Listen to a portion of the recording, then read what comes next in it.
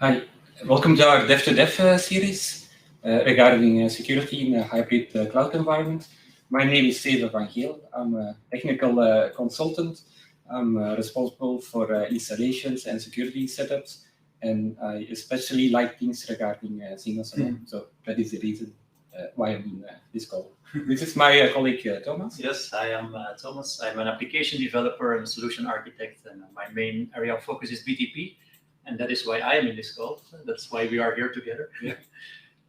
So before we get started, let's just quickly share some guidelines.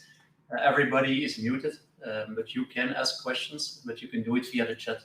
So the questions are very welcome. Please ask them in English, and we will answer them at the end of the session. And also this session will be recorded, so we will provide you with a recording afterwards. So like all of you know, because you subscribe to this session is about security. And security has always been a hot topic in IT, I think, but lately it's even more hot because unfortunately we get a lot of news messages about data leaks or about there's something wrong with the screen sharing. Okay. Try to fix that.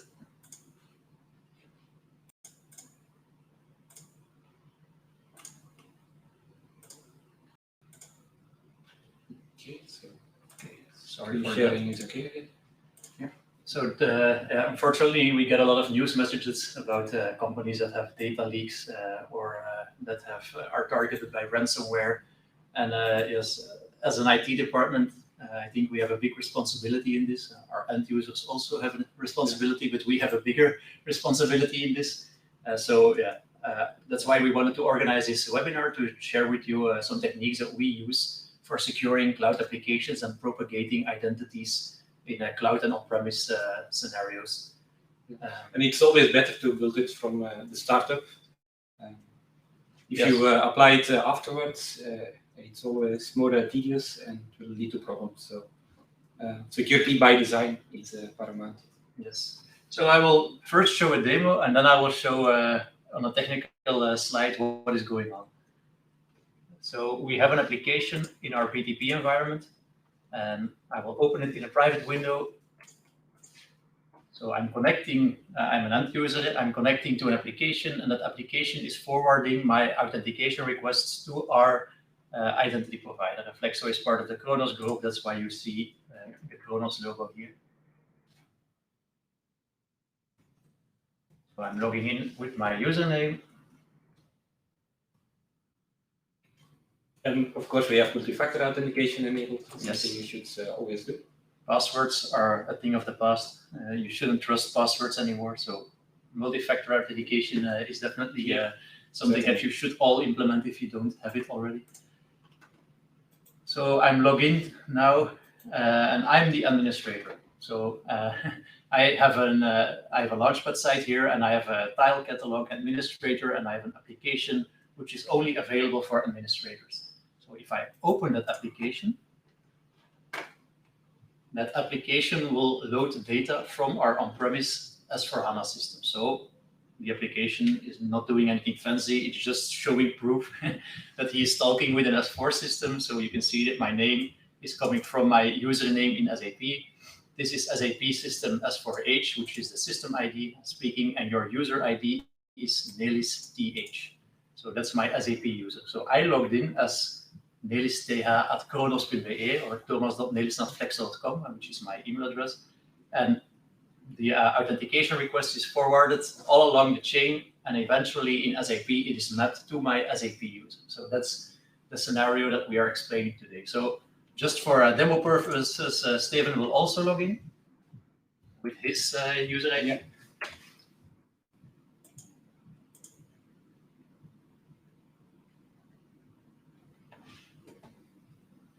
Okay.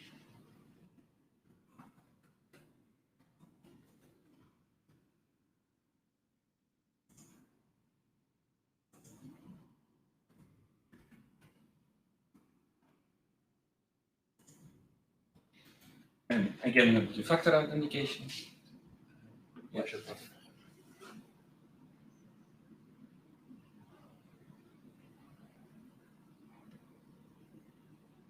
Okay. So approved. And you see I'm logged on, but I'm just a simple employee.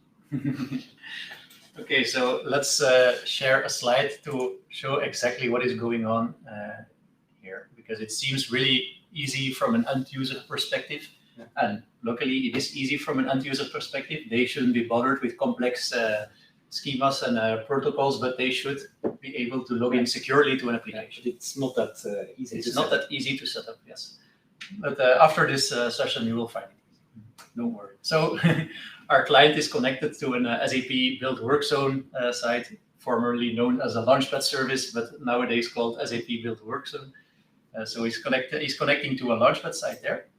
The Launchpad site is incorporated in the BTP technology platform, and it uses the SAP XSUAA service, which stands for Extended Services for User Authentication and Authorization. And this service is an internal service by BTP. Nothing very complicated about it. It handles user sessions. So if you are not logged in, it will forward your request to an identity provider. In the XSUAA service, you can also define roles. And we have two roles defined there, an administrator and an employee. So yeah, the XSUAA service, when I connect into that site, sees, so I don't have an active user session for this client. Let me forward the authentication request to my trusted identity provider. And in our case, we are using Cloud Identity Services. Cloud Identity Services is a user identity management system provided by SAP, and it's used as an authentication hub for SAP Cloud product. So the authentication request is forwarded to Cloud Identity Services, and our Cloud Identity Service tenant forwards the authentication requests to our Azure AD environment. So there is a layer in between to give us additional control, and it acts as an authentication hub. So I log in as with my Kronos user on the Azure AD logon screen, and then the Cloud Identity Service will forward a SAML assertion to BTP. And in that SAML assertion, we can propagate certain attributes to BTP. So in our Cloud Identity Service, we have two groups defined. We have Dev2Dev_admin and Dev2Dev_user. And those groups are assigned to our users. My user is assigned to the admin role, and Steven's user is assigned to the user group. And those groups are propagated to the XSUAA service in the form of a SAML assertion. And then what BTP will do is BTP, or the XSUAA service, will generate a user session, a shadow user. And it will do that in the form of a JSON Web Token, and it will assign roles, BTP roles, to that user dynamically based on what is coming from the SAML assertion. So I log in as thomas.nelissen.flexo.com. So in my SAML assertion, my user ID will be thomas.nelissen@flexo.com, and then we will create a user context in a JSON Web Token form, and also there the user ID will be thomas.nelissen@flexo.com. So I log in here, and then a user session is created here, and roles are assigned dynamically based on what is assigned to my user here. That's the first part of the demo. So we are going to dive into each part of these applications. So don't worry if it's not clear yet. That's not the point by now. But there's a next part as well. So I'm opening this application, and that application is performing a data service call, and it's consuming a resource on my on-premise SAP system. And therefore, we are using the connectivity service. So if the application performs a resource call to my on-premise system, it will do that via the connectivity service. It will pass along my user context with that call. And then the connectivity service will forward that call to the SAP Cloud Connector.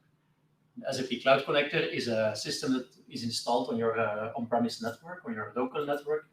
And it creates a private tunnel between a BTP sub-account and your on-premise network. So it will allow cloud applications to consume certain resources on your on-premise network, but it allows it in a very secure way that you do not open any ports from the outside. So it's also what they call reverse invoke. So it calls from the inside to the outside.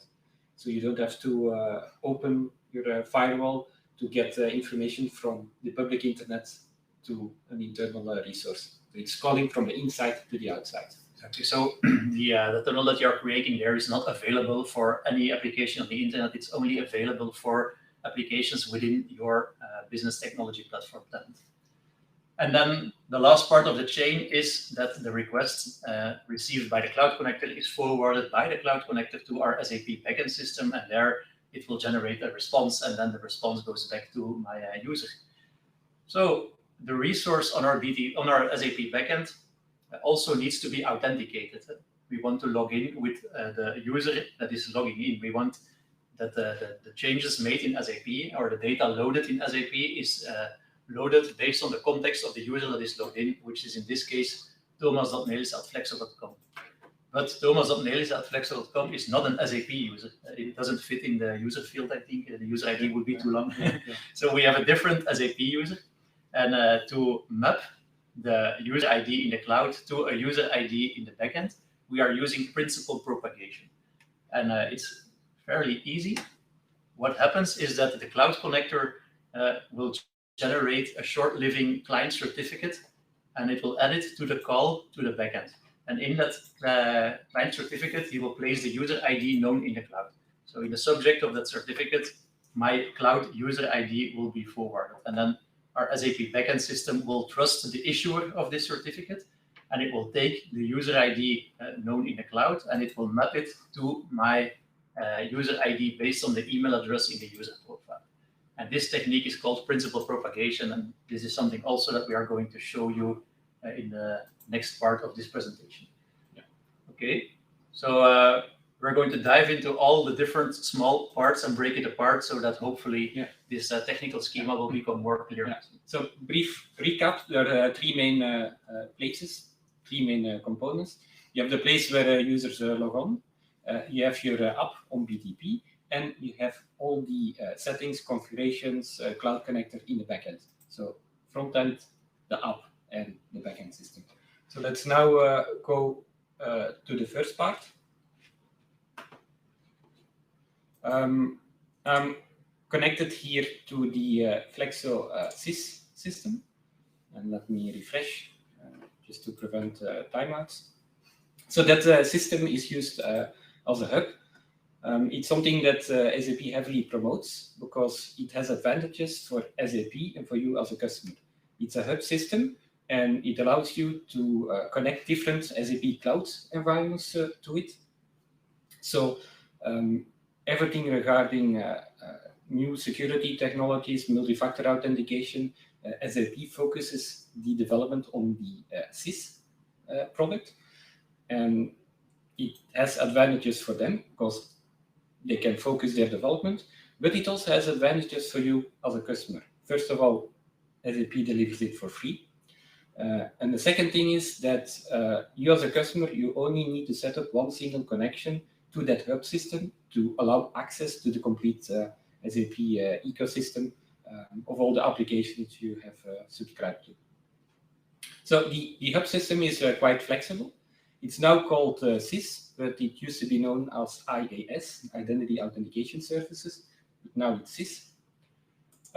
You can configure it to forward authentication requests to your own identity provider. It's something that we did. You saw that we were able to log on to our Flexo, to our Kronos identity provider. So that is configuration done in this part. You see, it's a Flexo demo system, so it's heavily used, and we do all kinds of setups, tryouts. So that's why there are a lot of different configuration items. But the most important is the Flexo identity provider, the Kronos. It's a SAML identity provider. It doesn't need to be SAML. You see that OpenID Connect is also supported, but SAML is a bit easier to troubleshoot via browser-related tools. So this is our Flexo IDP. Our app is called Dev2Dev, and that is something that you see here. Let me search for it. So this is the app. It's also connected with SAML, but OpenID Connect is also available. We transfer the identity to the backend system as email address. That is configured here. And of course, we need to distinguish whether the user is an employee or an administrator user. And for that, we have configured the system to also propagate the group information. And as you can see here, there are two groups in the system. One is the employee group. I'm just a simple employee, but Thomas is the admin user, and that is why he was able to see more details of the application. Okay, so let's quickly head back to our schema.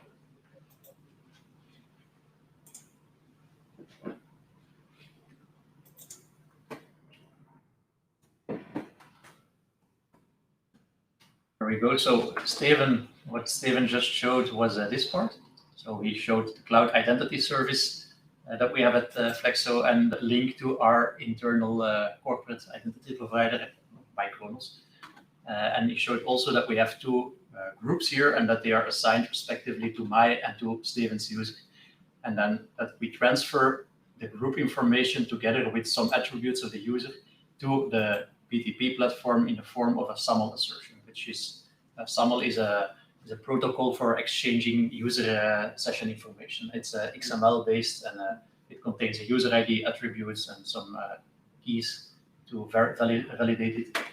So it's if you don't know it, it's a very standard protocol for exchanging user information.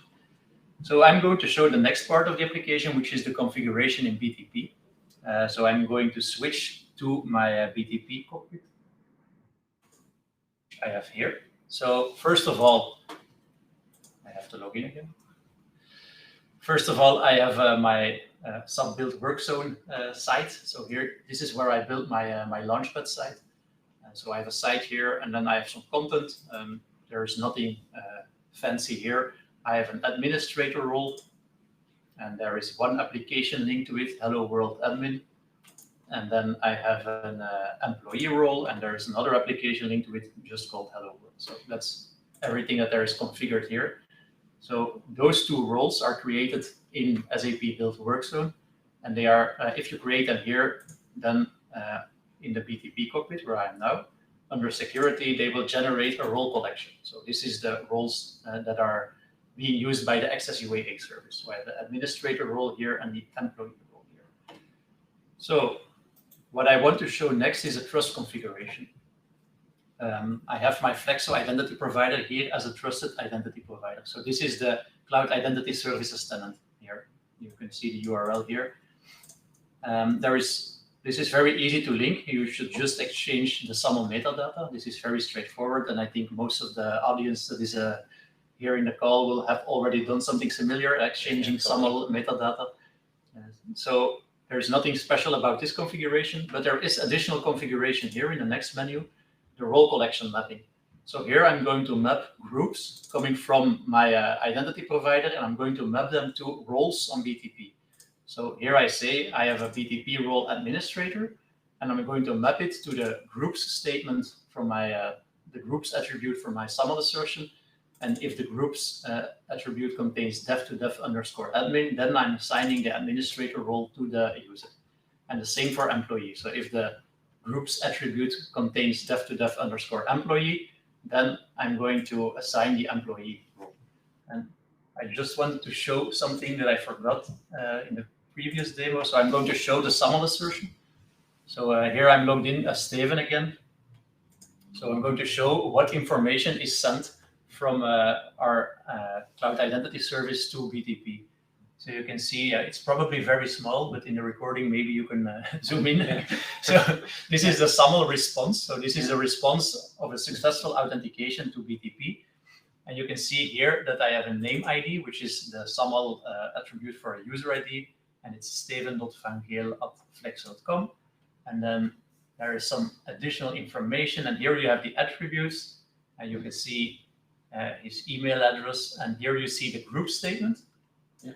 And you can see that one of the groups, and because Steven is a very privileged user in Flexo, he has a lot of roles. So you can see that one of the roles that is assigned to Steven is Dev2Dev_employee. And then there are some additional attributes like his last name and his first name that are always sent. So because the group statement contains Dev2Dev employee, that's because it contains that the employee role on BTP will be assigned to Steven's user. So go back here. And then one more thing that I want to show on BTP is the next part. So this is the authentication part. So Steven is logging in with his Kronos user ID. Then the identity provider is saying Steven has group dev2dev underscore employee assigned to him, and BTP is mapping it to the employee role on BTP. So that's authentication. And now we are going to load data from the backend system. So our application is performing a service call to our SAP system, and therefore he's using a destination. So here you have the connectivity service, like I showed in the schema. And there's a destination called S4H, which is pointing to our on-premise S4HANA system.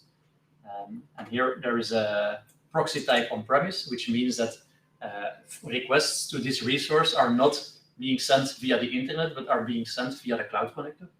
And authentication is principal propagation, which means that the connectivity service will pass the JSON Web Token user context together with the requests to the cloud connector. And then Steven will now show the next part of the application. Yeah. So we're now in a place where the identity of the user in the cloud is stored in a JWT token, and that token is passed on via the destination to the cloud connector. But so in the diagram, that means we're here. So the destinations consume exposed resources on-premise, and the identity token, the JWT token, is passed on to the cloud connector.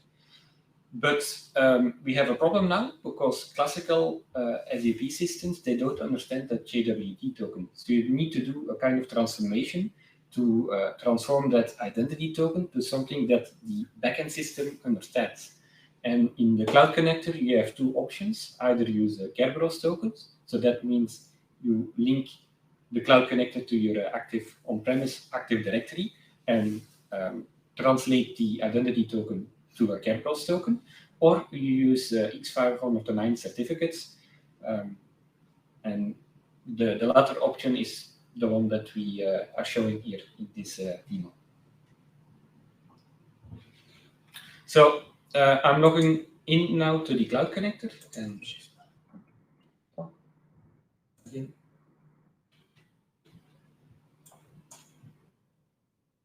It's always good to configure timeouts in your application.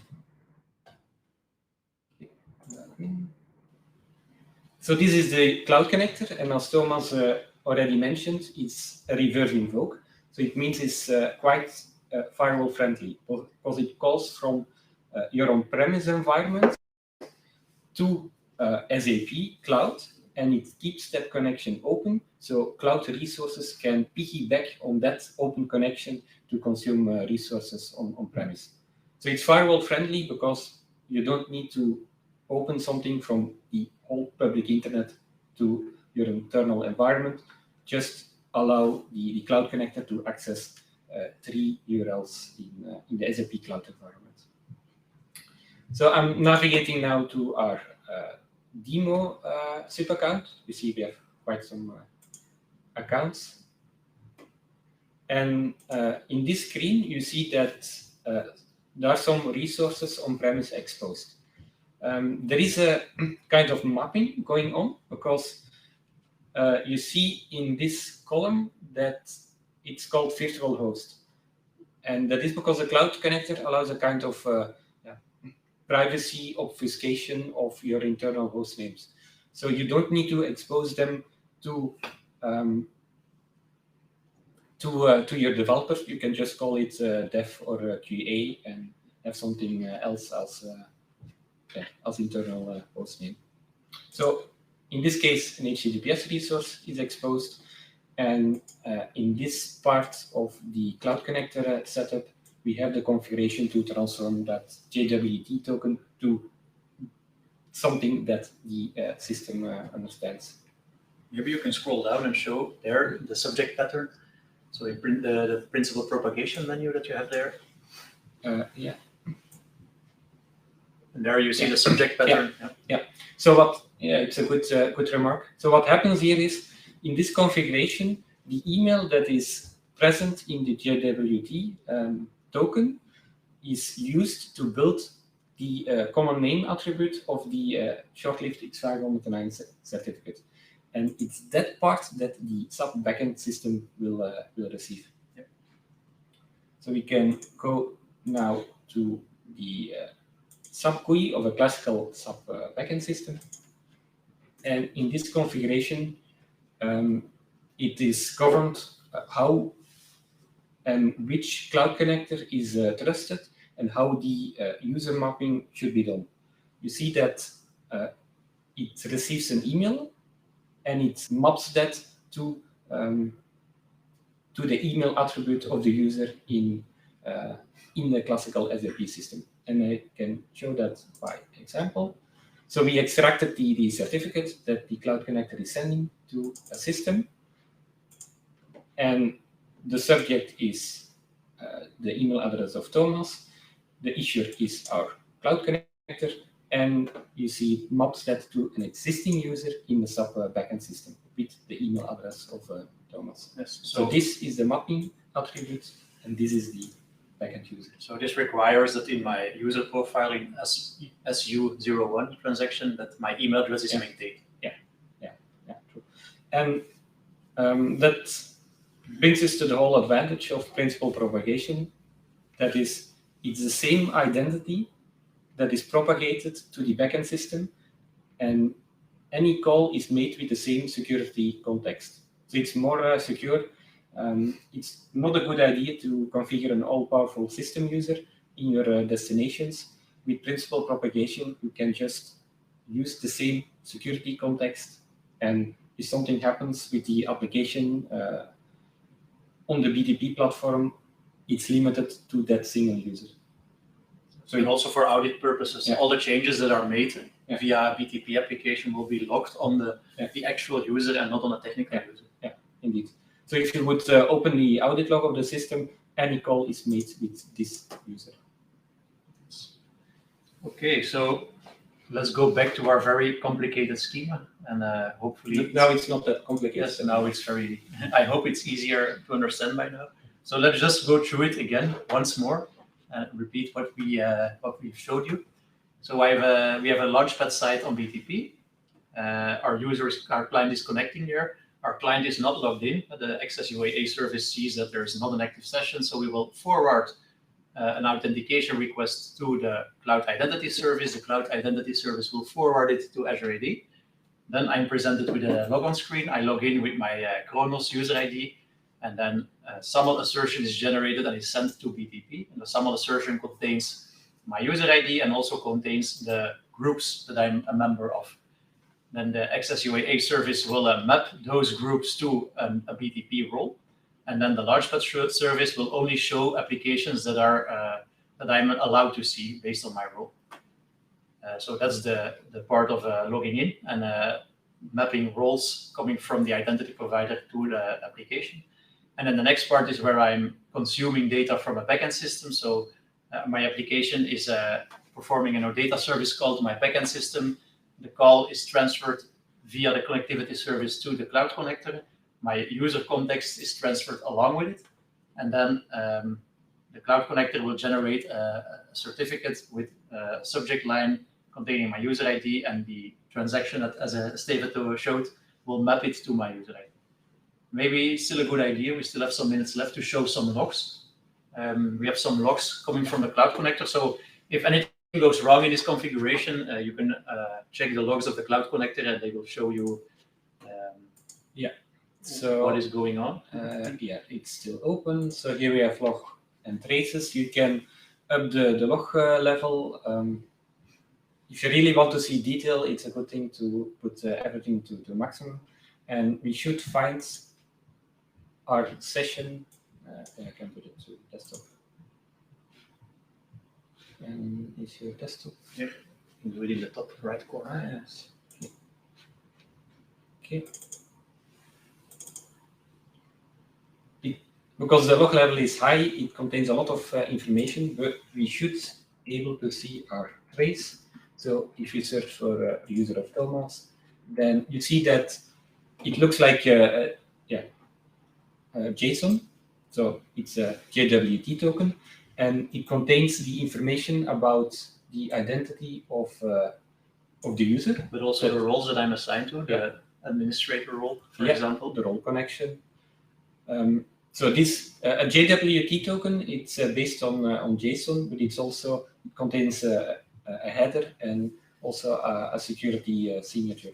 So you see all those details here, and you see then that the SAP system received it, and he extracted the user Thomas unassigned, and we should also see that he extracted the username from the token, and he created a new X509 certificate with subject CN equals the email address of Thomas, because that is the way how we configured it, and that email address is transferred to the backend system via transaction search rule. It's converted into a real SAP user, and that is why the user is able to log on to the SAP system. Okay. So I think that concludes our presentation, and I think we can go to the Q&A. So are there any questions?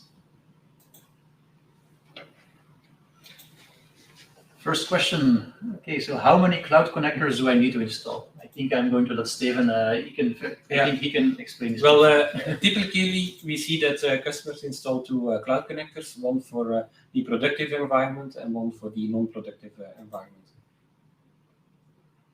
So it's a quick answer. I hope this answers your question. How about users who don't have SAP as user? So do you mean an SAP user ID? Well, you don't need an S user to log on to the BTP application. No, so you need a corporate user, a Microsoft user. Yeah, so you can just connect it to your corporate identity provider, be it ADFS or Azure, and then the user gets created as a shadow user in BTP. So you don't need an S user. If your user, so maybe he means that if the user doesn't have an SAP user, so a user on the S4HANA system or the ECC system, so that in that case, it's not possible, because you need named users. If you are not using named users, you cannot use principal propagation. Then you are always stuck to the technical user configuration, which has security limits issues. Yeah. For success factors, the same as for HANA. No, because the S4HANA, it's an on-premise setup, and SuccessFactors is a cloud application. But there is a technique also available for propagating the identity in a BTP application to SuccessFactors, which is called SAML to Berg token exchange, something like that. True. It's visible in the destination. So if you open your BTP SIP account and then you see destinations, and you have different ways to propagate the identity. Yes. And principal propagation is only for on-premise systems and only for ABAP backends. But there is something similar available for SuccessFactors or other cloud solutions offered by SAP, which works in a really similar way.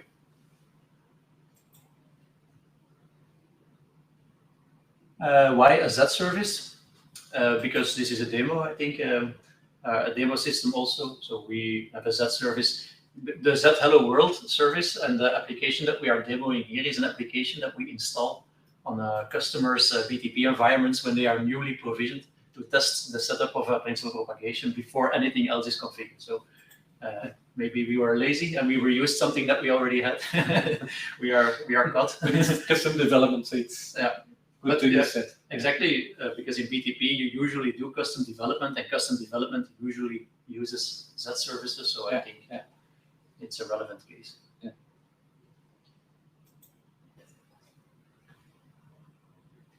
My question, because we are in the public sector, we have some users who have to connect via URL just to fill in data that are not known to SAP. The end users beta.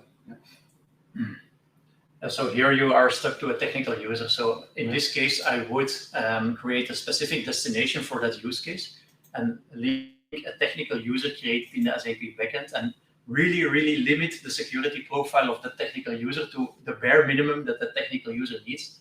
And then in that way, you can still have a secure setup for that scenario. Yeah. But there it's really important that you do not use one technical user for all your scenarios, but you use one technical user per scenario and really make the security profile as limited as possible. You're using roles on cloud identity services. Is it also possible to use Azure AD groups and propagate those? A very good question. Yes, it's possible.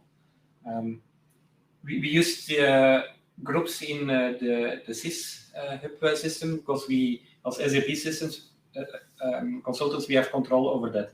So we linked the solution to our Flexo identity provider, but we're not able to create groups. Managed by Kronos. It's managed by Kronos, the group where Flexo is part of. So for this demo, we couldn't do it. But technically, yes, it's possible. And it's a good idea to do it as well, because you have all your authorizations in a central system and you propagate those authorizations to the different consuming applications. Yeah. Okay, thank you very much. A lot of questions. That's always a good sign. I'm happy with that. Before we let you go, one more thing. Last year we did a developer day. Screen sharing is going wrong again. But you can already pick up your phone. Yes, because we are going to scan a QR code. So last year we had our first developer day, which was an event organized by us developers for the developer community. So for our customers, but also for the other SAP partners, for everybody who is in the SAP developer community in Belgium and the wider region. And it was a huge success, so it was really necessary to repeat it. So we are also doing that. So on the 15th of June, we are doing the next edition of our developer day. So scan the QR code and find information there. It was really a great event. We will share content, but not only we will share content, also we open for anybody who wants to share content, and also speakers from SAP are coming. So it will be a really fun event. And it will be really inspiring, I think. So please scan it and register. Okay. Thank you very much for your attention. Thank you. And hope to see you in one of the next Dev2Dev series. Okay. Bye. Bye.